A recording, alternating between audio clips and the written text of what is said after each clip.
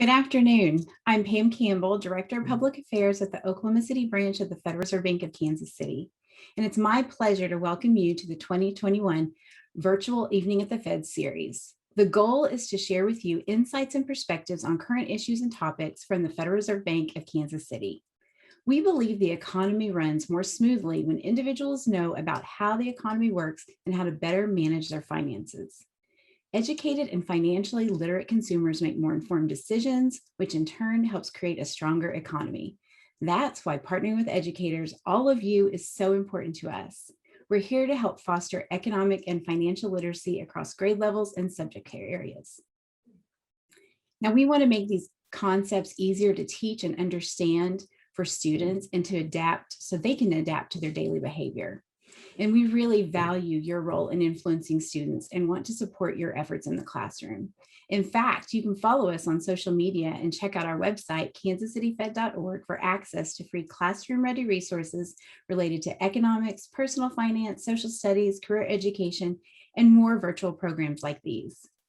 And don't forget to register for our last webinar in the series. Kansas City Fed President Esther George will discuss the economic effect of COVID-19 on May 5th. Now, before I introduce Chad, here's a few things to keep in mind. You can ask questions through the Q&A at the bottom of the screen. At the end, he'll answer as many as he can.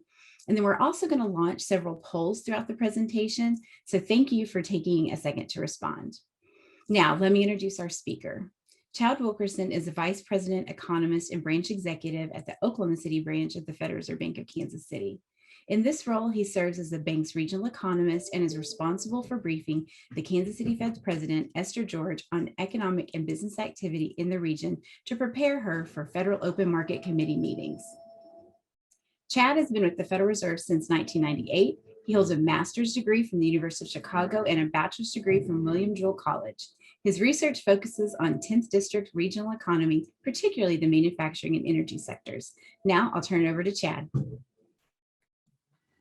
Thanks, Pam, and good evening, everyone. It's good to be with you today for our annual Evening at the Fed event. We're doing it a bit differently this year, as a lot of things have been, of course, but I'm excited about that and glad to have folks from across our district joining. I'm going to share a little bit about the energy sector, really broadly defined tonight, and then look forward to hearing what questions or comments you might have at the end. So I'm going to go ahead and share my screen and get kicked off here. And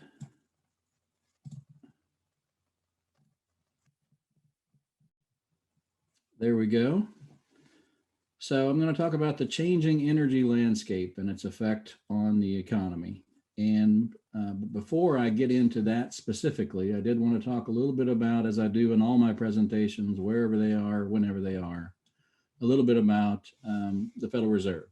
And actually the map that you see here will be relevant for several of the slides later on today when we talk about differences in energy across states and Federal Reserve districts.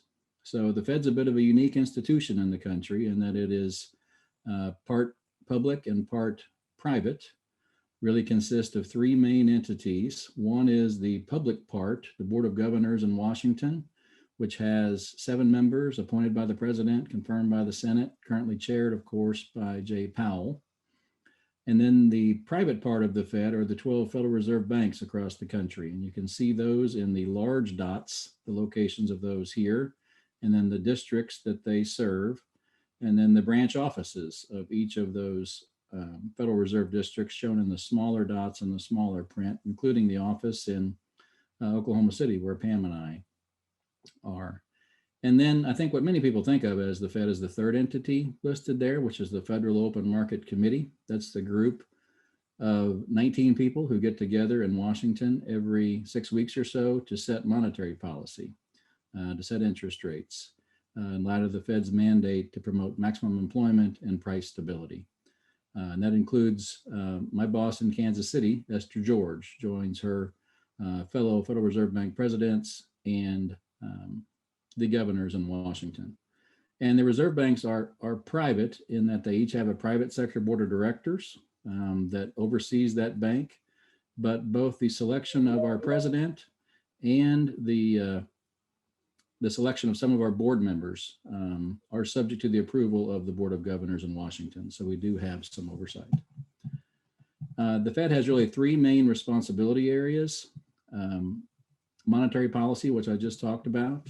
We're also one of the nation's bank regulators, and we're involved in financial services, especially in terms of distribution of cash and in monitoring the electronic payments system. So keep in mind, again, especially here, the tan portion of this map, which is the 10th Federal Reserve District, our district, because I'm going to be talking mainly about energy as it relates to our district, both in the past, at the present, and looking to the future. So an overview of what I'm going to talk about in terms of the changing energy landscape. The mix of fuels used for energy in the United States is changing and is expected to continue to change in coming decades as renewable energy grows. The 10th district economy has been and remains highly concentrated in the energy sector, especially in the production of oil, natural gas, and coal. But the district is also well positioned for the transition to renewables, although the economy in the region, I think, faces some disruptions as that transition occurs.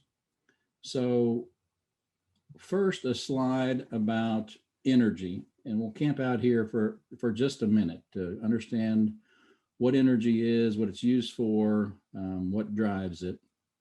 So these are a couple of slides that were just released a month or two ago by the Energy Information Administration in Washington. Their annual energy outlook, which goes to the year 2050. So looking pretty far into the future here. The chart on the left shows US energy consumption by sector. And then the chart on the right shows energy consumption by fuel. So let's start first by who uses energy. And I think the short answer, maybe obviously, is everyone. So that includes commercial businesses, residential homes, the transportation sector, planes, trains, and automobiles, the industrial sector, manufacturing, and then the electric power sector or the utility sector. And you can see the trends there that historically the biggest user has been in production of electric power. Next has been transportation, primarily in terms of, like I said, planes, trains, and automobiles. And then industrial, and then residential and commercial, somewhat smaller. So how are each of those users of energy, what kind of fuel do they use for their energy? And that's what's shown over there on the right. And this includes all the different sources that there are. So historically, and even still today, and even as you look at 30 years into the future, the base case would be that the largest fuel would be petroleum or oil and other liquids.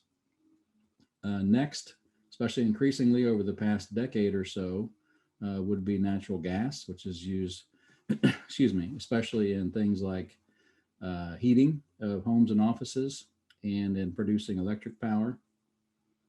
Historically, the next largest, and actually still today, the next largest just barely, is coal, which is primarily used in generating electric power.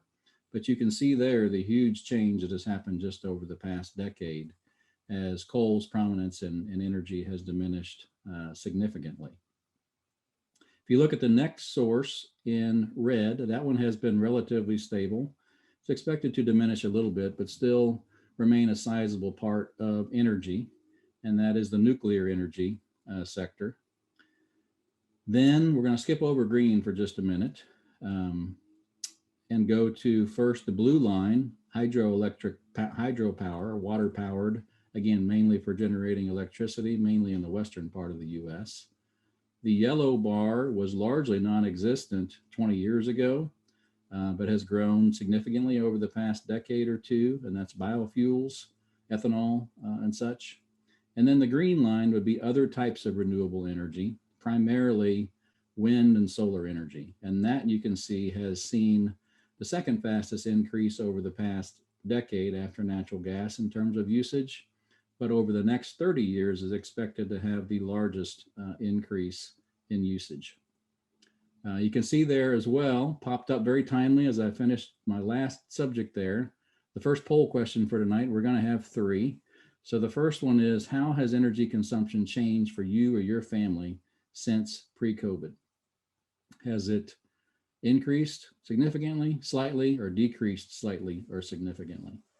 And again, think about all these things we just talked about in terms of the kinds of energy you might use, how much you're driving, how much you're heating or cooling. Your home would probably be the primary users here as you think about this poll question.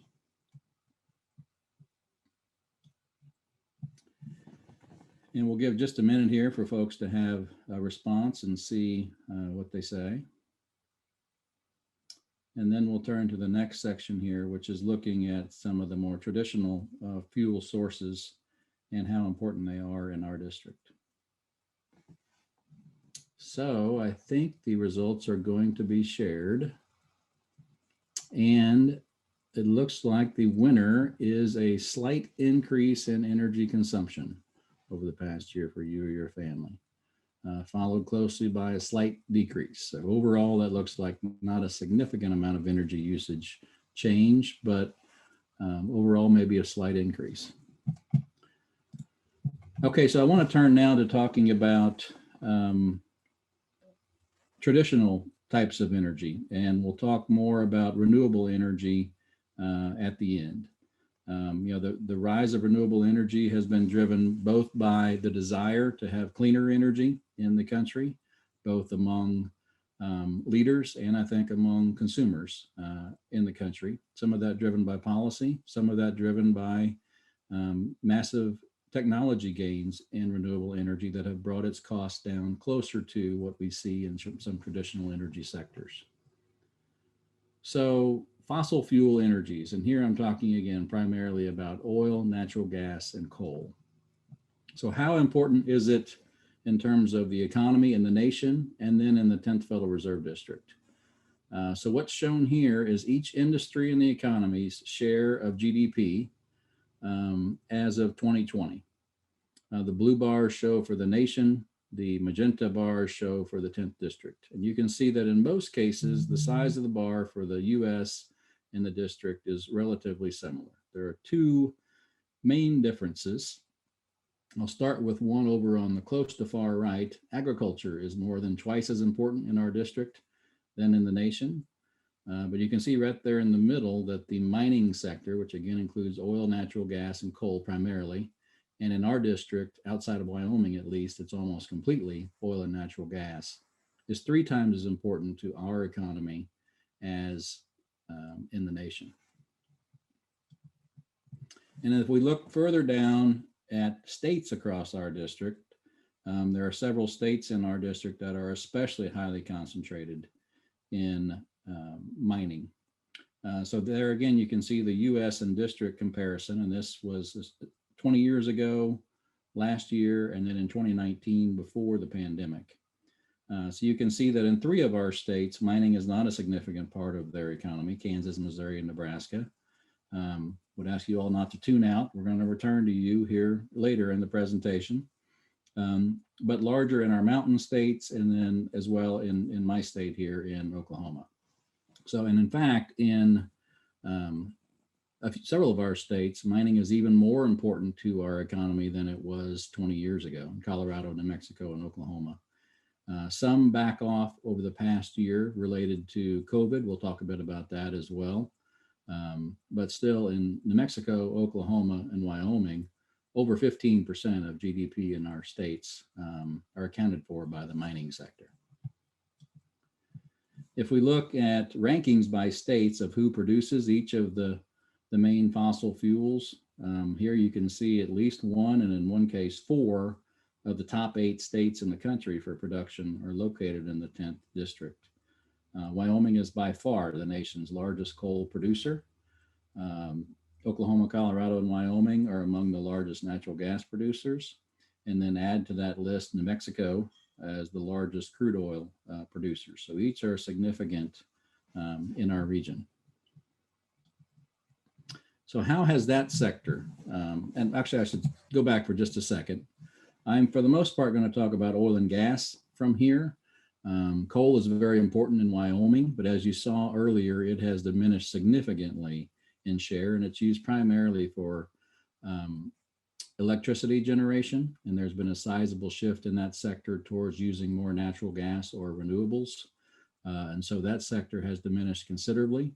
It does not employ as many people as the oil and gas sectors do, is one reason to not focus maybe as much on it tonight. But there is a significant change going on in the coal industry in Wyoming that's affecting that overall state's employment and even state revenues. But I want to talk mainly about natural gas and crude oil, which have been the largest sources of energy in the United States. And they're expected to remain so over the next 30 years, but for renewable energy to increasingly catch up closer to them. So recent trends in oil and gas. And this chart goes back 20 years, almost my entire career at the Fed. Pam mentioned earlier, I started in 1998. And when I started, oil and at the time even natural gas prices were exceptionally low. There was not a lot of energy activity occurring even in our district. But then we've had a couple of very sizable booms in both natural gas and in oil. You can see natural gas prices were considerably higher than in the past from about 2003 to 2008. But since have been considerably lower. You can see that oil prices, which is WTI, natural gas is Henry Hub. Those are the main benchmark prices for those two types of fuel. Then you can see oil also had a boom from 2003 to 2008, but then another boom from 2009 to 2015. But then since then, as demand has fallen, some other things have happened in the sector. International competitors have come more into the sector. We've seen prices come down considerably in both fuels. And then all the little dots you see there on kind of the last third of the chart shows some data from a quarterly energy survey that we do at the Kansas City Fed, actually out of our Oklahoma City office, that we started in 2014. Just before oil prices fell. We began tracking the sector more closely after these two booms, really in part to see, how it was evolving, what the risks were. It had grown to be such a large part of our economy. And what the dots show is what energy producers in our region say is the price they need to be profitable. So you can see for oil, that price back in 2014 was about $70 a barrel. It then quickly moved down to somewhere around $50 a barrel, where it has stayed ever since. And that's about what oil prices have averaged now over the past 5 years, with some ups and downs, is $50 a barrel. Now, to do that, to get the profitable price down to that required some things we'll talk about here in just a minute. For natural gas, it became much more plentiful in 2009, and really both sources, both natural gas and oil, with the advent of the shale revolution and fracking, became much more available in the United States. So supply has been much more available than was the case in the past, and has contributed to the lower prices we've seen recently, and especially for natural gas. It's almost so easy to produce natural gas now that you can see that its actual price has seldom reached the profitable price over the last 5 to 6 years. And it continues to be produced at sub-profitable prices, in part because almost all oil producers are also natural gas producers. So they both come up, whether you want it to or not. And so even if firms lose a little bit of money on natural gas, if they're making money on oil, it can still be profitable overall. So with the, in part, the kind of the end of the boom in 2015 for oil and for natural gas earlier, we haven't seen as much oil and gas activity in our region, at least in terms of the things you see above ground, the rigs that you'll see in the energy states. You can see that the rig count rebounded after the 2014-15 bust somewhat, but only about half as high as it was prior to that. And then you can see the huge downward impact from COVID, and a little bit of pickup here recently, but the amount of oil and gas drilling activity in the region now is still about as low as it has been at any time since I started at the bank in 1998. So that means, most employment in the sector is tied to this. How many people are at a rig site, and so the employment outlook looks somewhat similar. Another thing for our region, if you look back at our region here, so the 10th district line largely tracks the US for most of this time, sometimes higher, sometimes lower. That's a bit distorted by our district in terms of states, including New Mexico.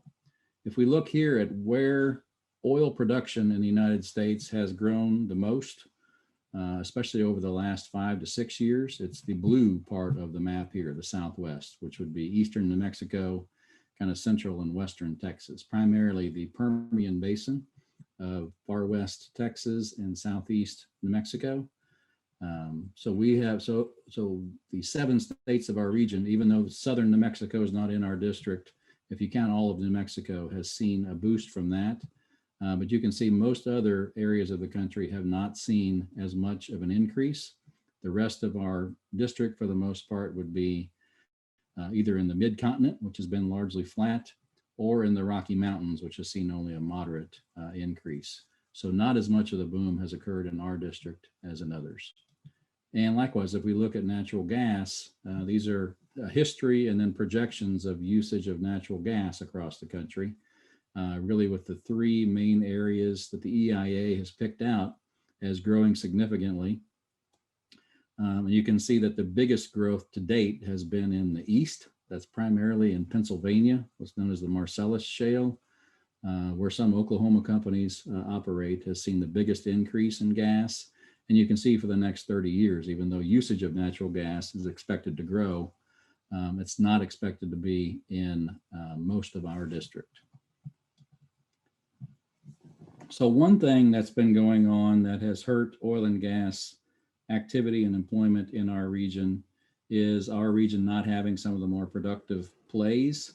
But another thing that has hurt employment in the sector is the immense growth in productivity of the oil and gas sector over especially the last decade or so.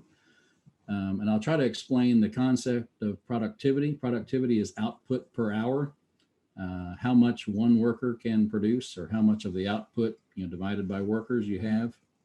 So what's shown here is a long time history, 30 years for the rig count, employment, and production in the oil and gas sector. You might think of that, the rig count, as investment, employment as labor, and production as output.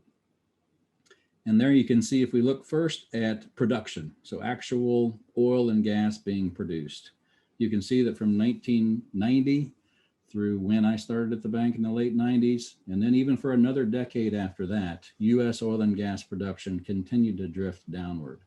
And that was even despite, as you can see, a huge increase in the rig count and a huge increase in employment in the 2000s, that natural gas boom that I talked about. That was really only enough to flatten the curve in terms of how much oil and gas the United States produces. Then, though, you can see in the boom that occurred after the financial crisis from 2009 to 2015 or so, another huge increase in rig count, another huge increase in employment.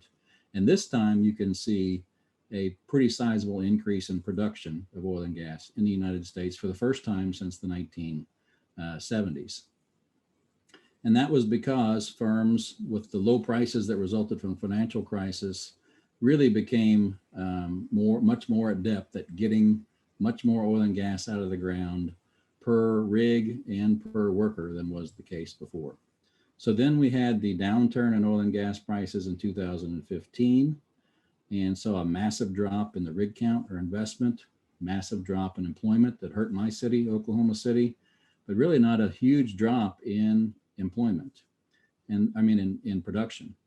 And then as things recovered, we saw a moderate increase in the rig count and employment, but another surge in production, again illustrating how much more oil and gas could be produced with less investment and less employment than in the past. And then you can see the drop off from COVID last year. But I want to focus mainly on this time period from about 2012 through 2017, when we saw that huge increase in production with really not much more investment or employment growth than had been the case in the past. And we did an article on this in our Oklahoma Economist publication about 3 years ago, because it seemed like something historic was going on in the oil and gas sector. So what this shows is national statistics on labor productivity. There's a release of this for the US every month. And one somewhat odd thing about the US economy over the past decade or so is that productivity has been low. We've seen the technology revolution, the internet, iPhones, social media companies, Amazon, yet the amount of output in the United States per worker, the gray line, has drifted down and is just really barely above zero. And that matters because growth in the overall economy is determined by two things. That is how many workers there are and how much they're working, and then how productive they are. And so that's how fast the economy grows. That's in the long run how much wages can grow. So we have not seen as much growth there. Can talk about that for a long time. That's a different topic than we're really talking about tonight. But I want to talk mainly tonight about the blue line, which is oil and gas extraction. So while labor productivity in the nation dropped to low levels in the 2010s, in oil and gas, it surged. In fact, an index here of 100 means it doubled. This shows 5-year cumulative change. So from 2012 to 2017, productivity, the amount of output per worker, doubled. That to me seemed like something that probably didn't happen very often in history. And so we wrote this article and indeed found that to be true. And in fact, there are only in the last 30 years, 3 other industries that have seen this degree of productivity of workers and their equipment being able to produce twice as much than they were 5 years ago. And those industries are the 3 industries shown here on the left. So computer and electronic product manufacturing in the early 90s, electronic and appliance stores in the late 90s. So think about, so computer and electronic product manufacturing, just the significant advances in computers in those years. And how technology in that sector became so immense that fewer and fewer workers and less investment were needed. Electronic and appliances stores there, think mainly of the advent of, initially places like Best Buy that became very large electronic and appliance stores relative to the smaller ones we had before, but with the same amount of sales and output. And then in the late 90s, early 2000s, wireless telecom carriers. So really the advent of the cell phone here and how much more it became a commodity production thing. So demand for all of those things continued to increase. That's what's shown here in the gray bars. So even after they had 5 years of these massive productivity gains, they continued to grow. What this shows is what happened 10 years after that. And you can see in each case, they grew immensely, but they grew with capital expenditures or investment actually shrinking in 2 cases. So they invested even less than in the past, but they had become so productive, they produced more. And as they invested less, they also employed fewer people. So for example, the wireless telecom carriers more than doubled their output in the 10 years after they had this massive gain in productivity, but they reduced their employment by 20%. And I lived in Kansas City at the time during those years. And that was the time that a place like Sprint had their headquarters there and was massively expanding their campus and their business in the late 90s. But then after this productivity surge, they did not need as many workers to produce as much output as in the past and saw a shrinkage in their economy. The industries on the right were ones that saw growth of 50% or more, or maybe 60% or more over a 5-year period. So not even as fast as oil and gas. And there you can see what happened to them in the following 10 years is they all continued to grow in terms of output. In several cases, they had to continue to invest in their plant and equipment for that to occur. But again, most of them reduced their employment. They did not need as many employees as in the past to produce as much. So looking at this and knowing what we saw on the previous slide made me worried about the future of oil and gas employment in my city, in my state, in our region.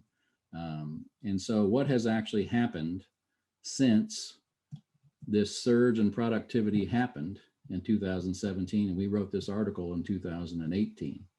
I think it's largely what I was afraid of. And that's what's shown here is that the magenta portions of the bars here show that oil production in all of our major producing states actually grew from early 2017 to early 2021. And that's even including a massive decline in production during COVID. If I would show this just through January 2020, it would show much bigger increases in output. But you can see that all of the states in our region were able to increase oil production over those 4 years, even as the number of employees working for them shrank. So a big change happening in the oil and gas sector is not just the transition to more reliance on renewables in the economy, but the huge productivity in the sector, meaning that not as many employees are needed. And then what's been happening here lately in oil and gas? What's shown here are the main indexes from the quarterly energy survey that we do at the Kansas City Fed. And this is a bit of an advertisement because this Friday morning we'll have the first quarter results released to the public.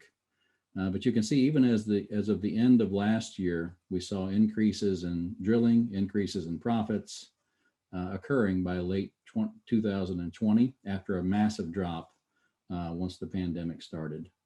At the time, back in the fourth quarter, a continuation of what we've just seen appeared to be occurring. That is, increases in drilling and business activity, increases in profits for firms, but the number for employees here is still below zero. So that means in the fourth quarter of last year, firms increased their activity, but still were reducing their employment. And then as they looked ahead to the first half of 2021, similar trend. They expected to further increase their activity, but further slightly decrease their employment. Now, since then, we've seen some pretty sizable increases in especially oil prices. So I think the outlook might be improving somewhat, but nevertheless, these large productivity gains appear to be continuing. And what that mainly means is oil and gas production will likely continue in our region, not as much in our region as in West Texas, for example, but employment in the sector is probably not likely to increase more given how productive it is. I want to spend a little bit of time now here before we leave time for questions on the renewable energy sector. And this leads us to our next poll question here. So we talked earlier, I think, about how your energy consumption has changed. What would you expect to happen to your energy consumption 6 months from now? Expect it to be higher, lower, or no change? Again, thinking through those different categories of energy we talked about earlier. We'll wait just a minute for the results here.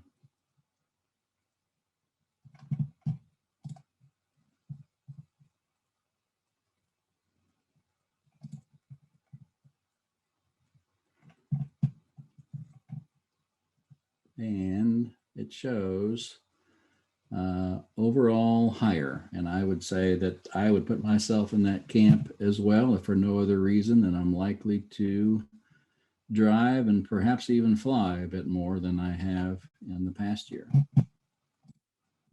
So I want to turn now to a bit more about the transition that's occurring to more renewable energy. And again, this so far has largely been replacing coal, but in the future it will replace probably some of the growth that might have occurred in oil and gas as there's more of a push towards having cleaner energy, so long as the prices are such that that can work.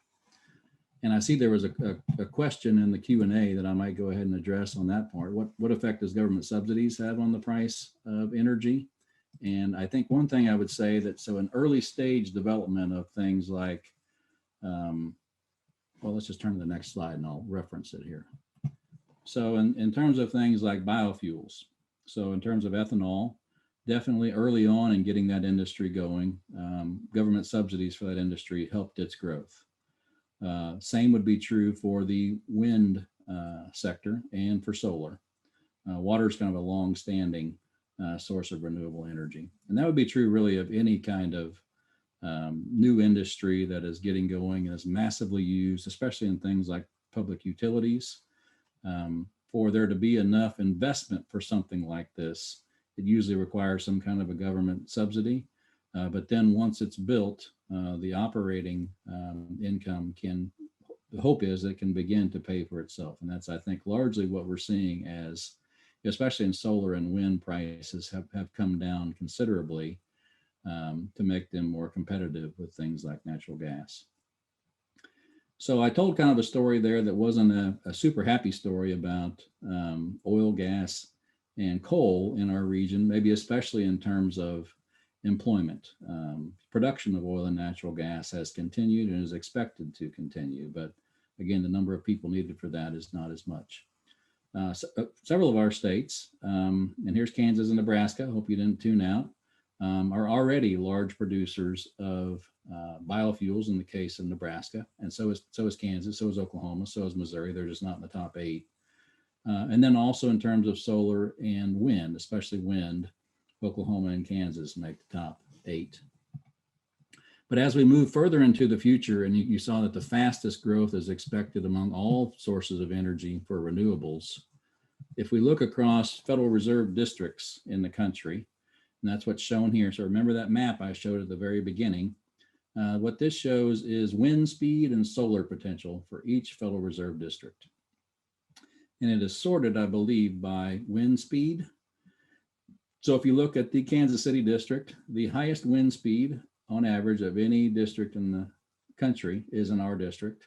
And in terms of solar potential, only Dallas and San Francisco are higher. So overall, perhaps Dallas might just be slightly ahead of us, but I went ahead and ranked us first here, found a way to do that.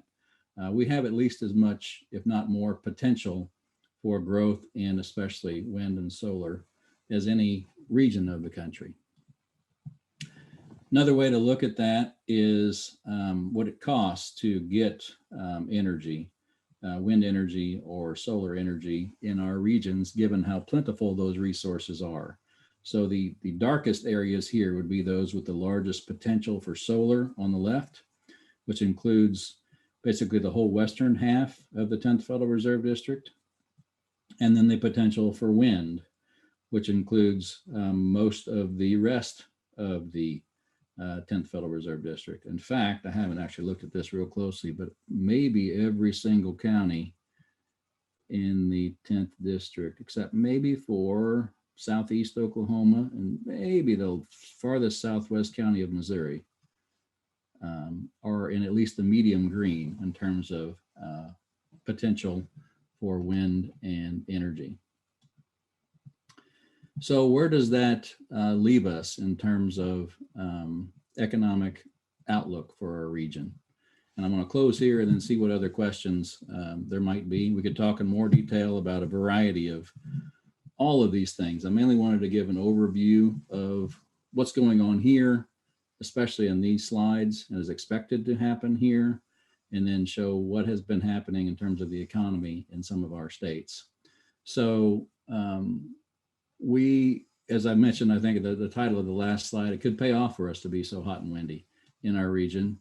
But growth in the renewable sector, fast as is expected to be, and as good of a potential we have in our region, may not be as fast as the decline that's happening in fossil fuels employment in our region, or at least won't be in lockstep, and there'll be some disruptions.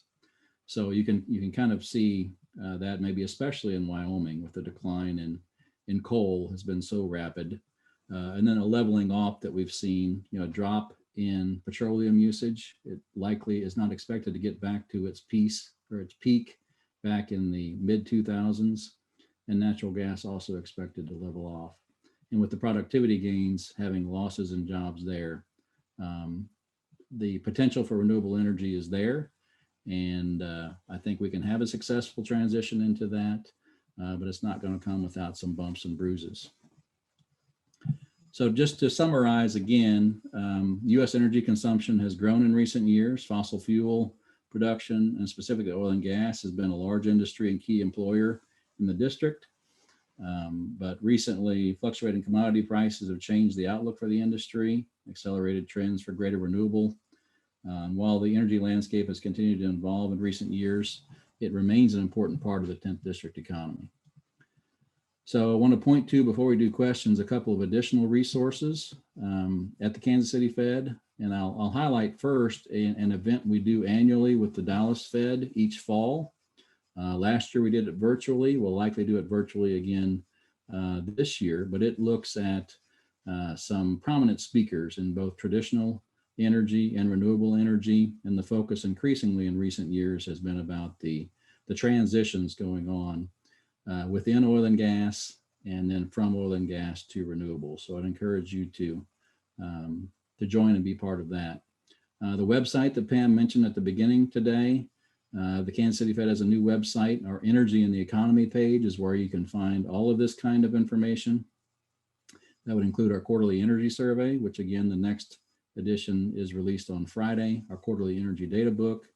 And then our quarterly publication, the Oklahoma Economist, is not always about energy, but given its sizable importance to our economy, it often touches on it in one way or another. So I'm going to stop there. And for the moment, actually we have one more poll. How much does the level of how much does the source of energy production, meaning I think whether it's renewable or traditional, how much does that affect your consumption level? How much does where the energy comes from matter for your consumption?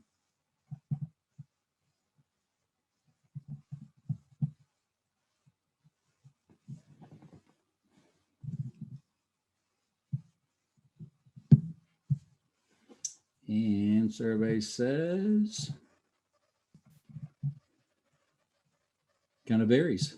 For some, it does not make an impact. For many, it makes a slight impact, and for a few, it is a significant source. And I think that would be consistent across various groups that I talked to. So thanks very much for taking part in the polls, and I'm going to stop sharing and start trying to maybe answer some questions. I'm going to turn it over to Pam for that. Well, I was going to also say, just to reiterate the energy survey release, it actually releases at 10 a.m. Central Time if you really want it hot off the press. So on Friday. So your question that you kind of answered, what effect does government subsidies have on the price of energy?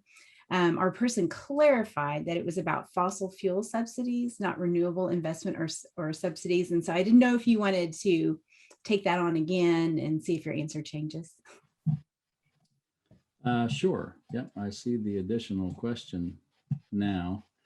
And I don't know that it makes a significant difference in oil and gas investment. One of our economists has looked at differences across states. I think at the margin, it can make a difference, especially when oil or natural gas prices are just barely yet profitable. It can make a difference in whether firms drill or not. But usually oil and gas prices are such that they're either way too profitable or way too unprofitable to do much different from what was already going to occur. Thanks. Well, is there analysis on trends in oil and gas that you've discussed for urban versus rural areas? I think maybe the main way to think about that would be is that in urban areas is largely where the headquarters of these companies are located, whereas in rural areas would be largely where the activity occurs. So the productivity gains that I mentioned that has reduced the number of employees needed has, I think, affected both areas. We've seen sizable reductions in employment at headquarters offices in the metro. We've seen reductions in the number of rural employment because of fewer rigs going on. I think here recently, with the slight increase in rigs that we've seen, we'll probably see some increase in rural areas. I don't anticipate seeing much gain in metro areas as firms continue to consolidate, continue to locate in different areas. We've seen that happen in Oklahoma and in Colorado in our district just in the last 6 to 12 months, firms merging with others, filing bankruptcy, reducing size, and that has more probably affected metro areas. Here's another one. So how does international oil production outlook impact our region? It always matters. Last week there was an OPEC announcement. The other main international oil producers besides the United States would be OPEC, largely Saudi Arabia, or Russia. And so what they decide to do matters for how much room there is for US production, or it could be the other way around. How much production happens in the United States matters for how much they can produce. So it's always a factor. A key difference between almost everywhere else in the world and the United States is that oil and gas production in other countries is largely government controlled, whereas ours is private industry, and that's a little more nimble, perhaps, can move more quickly.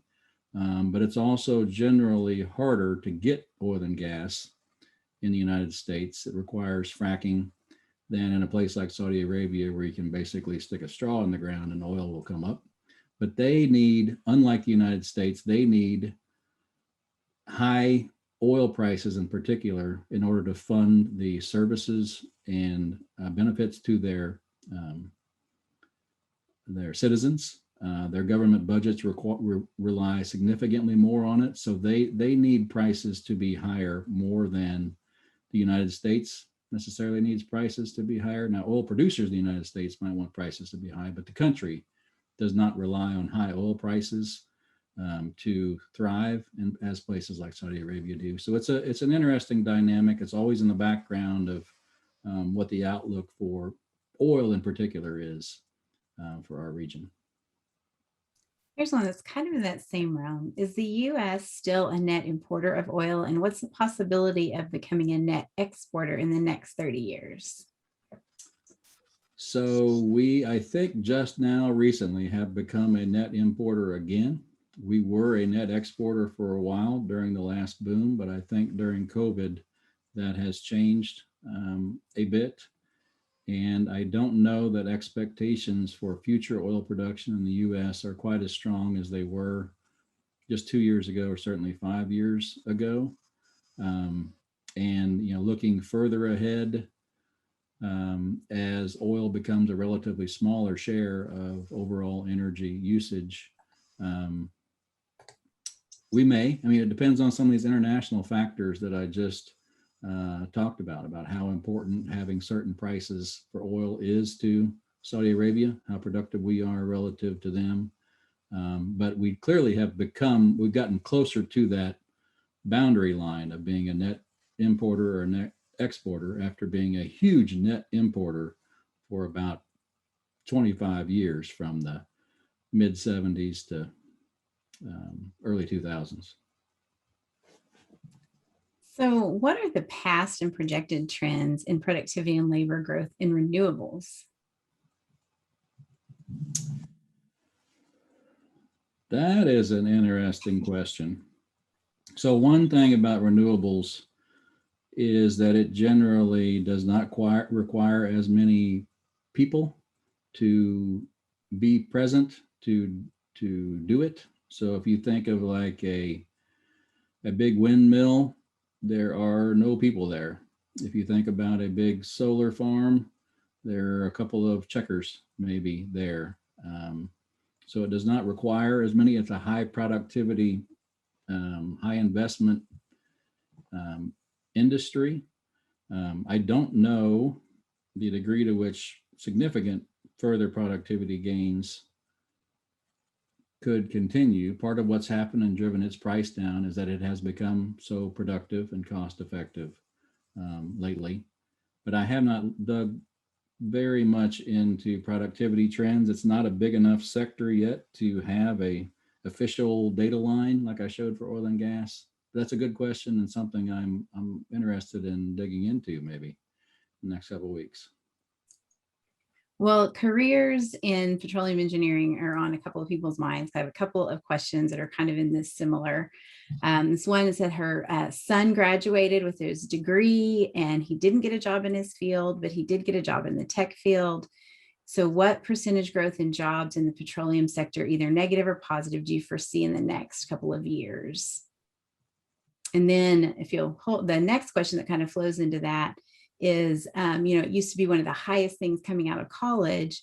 So when we see employment going down, is it at all levels, or is there a higher demand for professionals, or is that more laborers? Is it professionals they need more of, or the laborers they need more of? Answer any of those. Those are all good questions. So I'll maybe start on the positive side. Something that has been happening in oil and gas for the last 5 to 10 years is the kind of average age of the workforce in oil and gas has been nearing retirement. It's largely related to when booms and busts have been in the sector in the past. I had a lot of people come into the sector in the late 70s, early 80s. Those are now the folks that are retiring. So there has been a massive need for replacement of many of those, more than average. But that's coming at the same time as these big productivity gains that are really affecting all levels of the organization.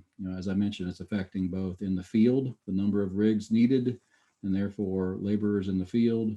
It's also affecting how many people are needed at the headquarters.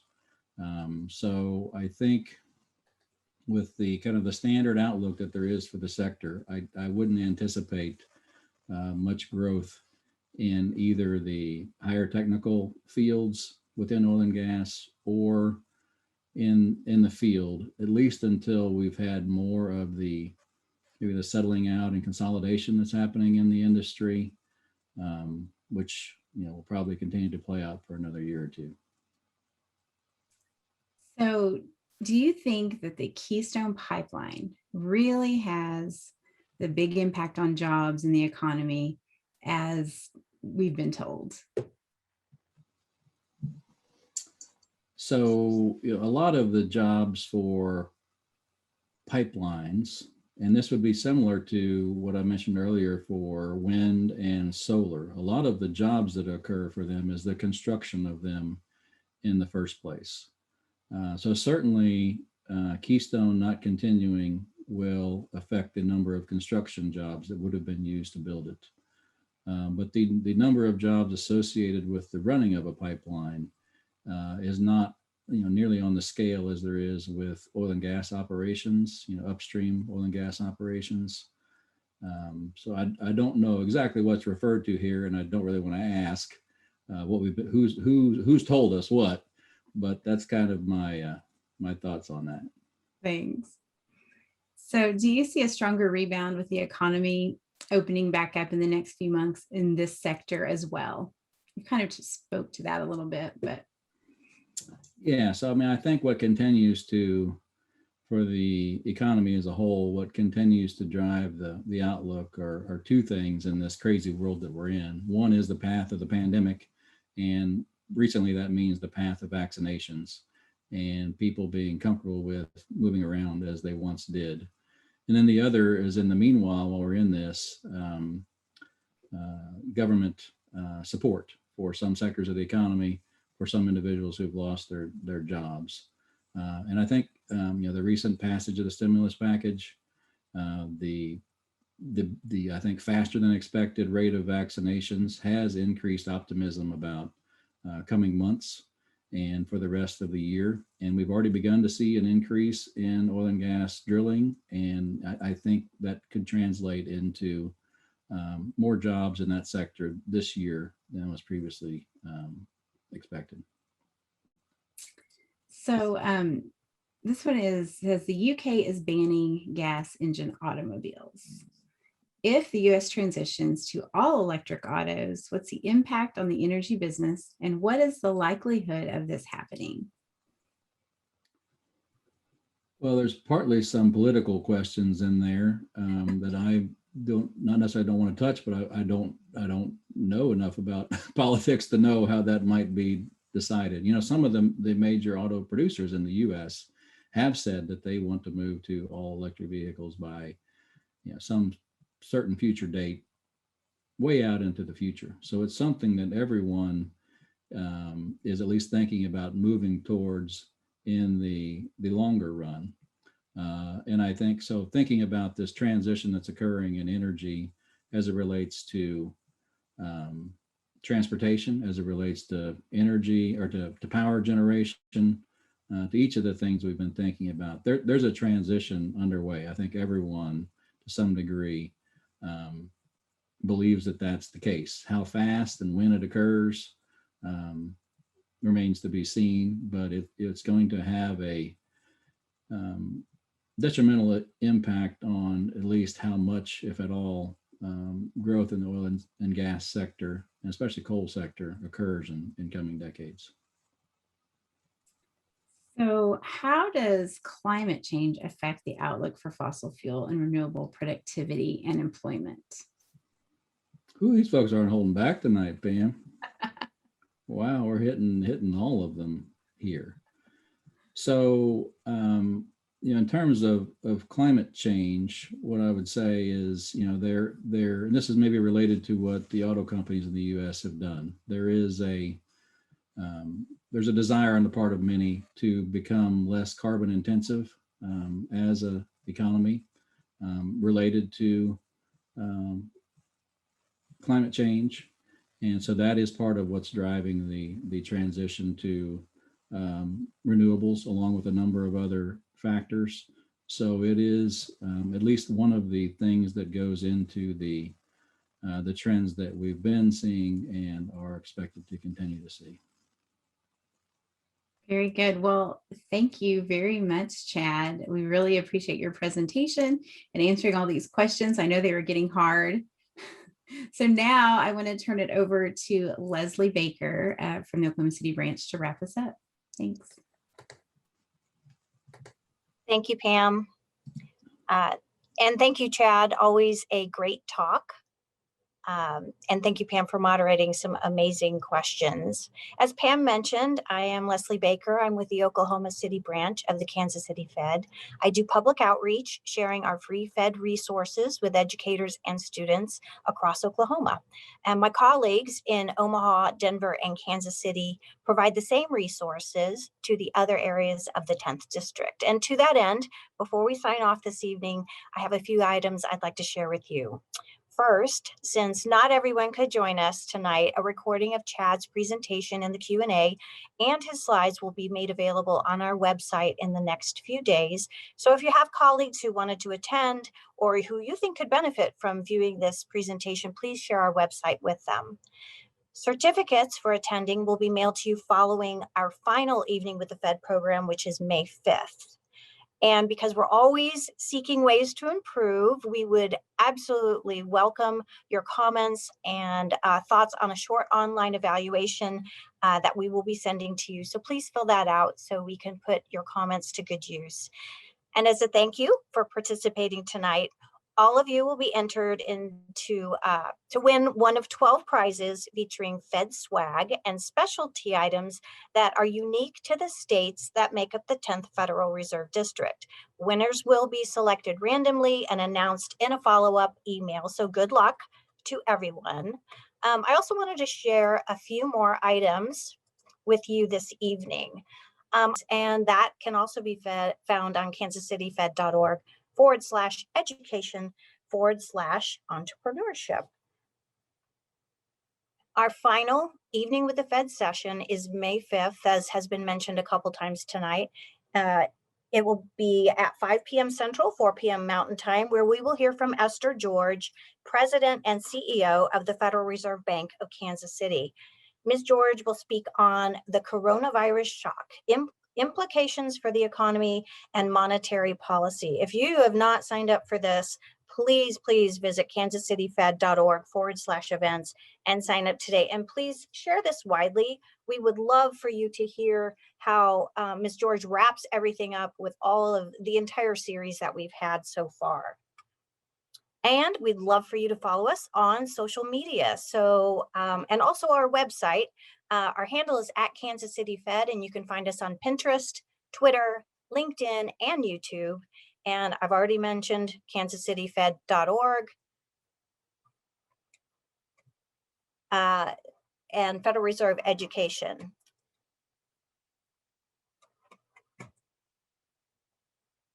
Finally, I want to thank you for taking time to learn more about the changing energy landscape and how it affects us all. We hope this evening provides context and information that aids in your important work, which is educating our kids. So that's it for this evening. Again, thank you for joining us, and we will see you at 5 p.m. Central on May 5th.